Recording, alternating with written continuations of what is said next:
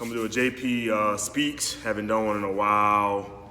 And man, it's kind of crazy the times that we're in right now in the world, and it took me a while to I don't say be brave enough, but more or less like have the courage to speak up about what's going on in the world. We all know, obviously, besides the COVID situation, the racial division that's going on in the country right now. We've seen the murders now, just because there's cameras and phones and stuff now of unarmed black people, and there's something that needs to be done, something that needs to be said. What needs to be done, what needs to be said, it seems like there's a ton of things that can be done and can be said. But quick story, one of my friends, not gonna mention any names, he actually messaged me yesterday about this virtual town hall that they're doing. And it's about the whole situation with the last couple of murders that we've seen on social media. And I told him, like, I'm interested in it, but I'm really not interested in it because it's always the same thing, right? This town hall meeting is gonna be, listed on the flyer right now. It's all black people, and the black people are gonna talk about why this is going on and why the oppression is what it is, and why the racial divide is, right? And we're gonna come together and we're gonna rah, and in about 2 weeks, you won't hear nothing about this anymore. And the part that doesn't interest me is because I'm black, right? So, not saying I've lived every life that a black person has lived, but I've seen where my family come from and the struggle from both sides. And then I also have heard other black people and their struggle. Some struggle more than others, but there is an initial struggle that goes on, right? And sometimes in this world, it sucks to be black because you're racially profiled, because you're black. Like, still to this day, I get questioned, dang, you own a business? Who else is investing with you? Like, it's me, I'm black, yeah, I can own a business, right? But the flip side of it is, why aren't we, as black people, when we do these town halls, and white people, Spanish people, Chinese people, whatever you are, whatever race you are, why don't we come together and have a round table discussion about why we are the way we are? Why do we act the way we act, and why do you feel the way you feel? Why do black people feel the way they feel about white people? Why do white people feel the way they feel about black people? I've been around both parties. I think I can speak about this very, very boldly. I went to a private all-white school. They had racial stuff that happened there, whether it be teachers, whether it be students. I kind of stayed to myself. I still have white friends, whatever it may be. But even when I grew up, I became a trainer. I went to the rich white schools in the city of New Orleans. I see how they act and how they talk. And I went to the hood side of stuff in New Orleans, and I see how they talk and how they act. And it's one of those things that until you go into that situation and learn why they are what they are, nothing's gonna ever stop. Racism is what it is. It's gonna be here. I mean, but damn near everybody got some kind of racism in their heart.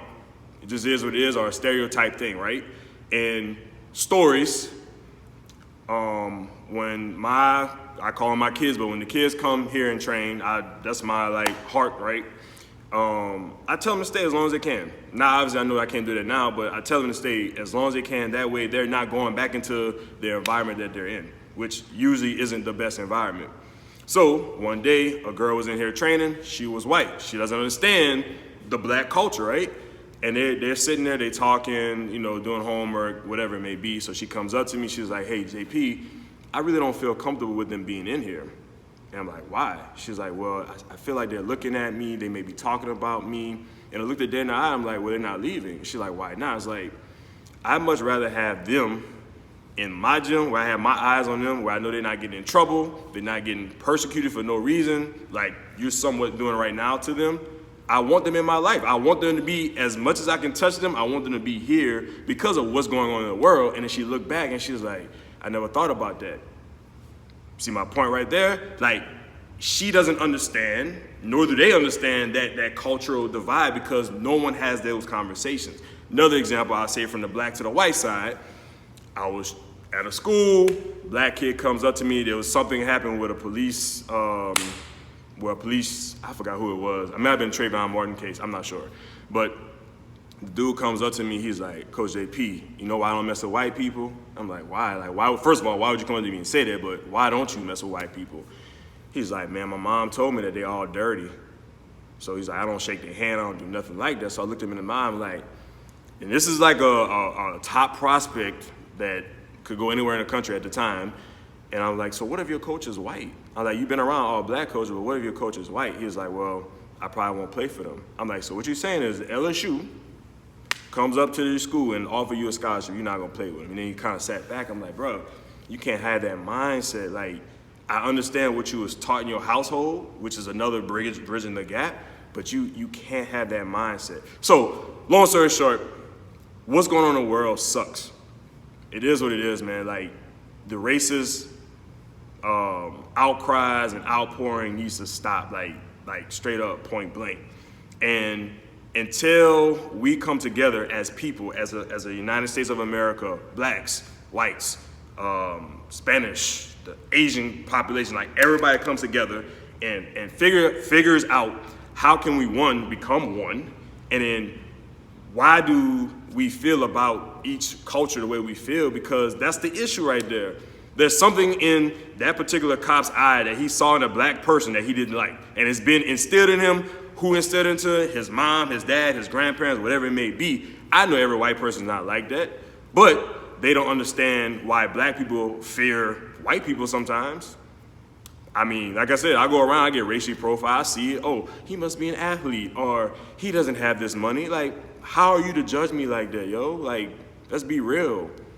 So, I know I'm going on a tangent. It's just, the world sucks right now. And then the people who, whenever you see someone get murdered in the middle of the street, and you say, well, let's wait to get all the evidence and all that. Come on, like, imagine that's your mom, your dad, your brother, anything like that. They get murdered in the street, regardless of what you see or what you not. You can't say let's wait to get the evidence. They just was murdered, like, in broad daylight on camera, so there's no evidence. The person who shot, killed, choked, they need to be go to jail right away. So, y'all, let's come together. Let's make a unit, a peaceful unit. Stop the rioting. That's just pointless. It's not gonna get us anywhere. Like I said, I know I keep talking, but I had to get this off my chest. I feel a lot better. I'm gonna drink some water. And that's it. I'm done. Peace.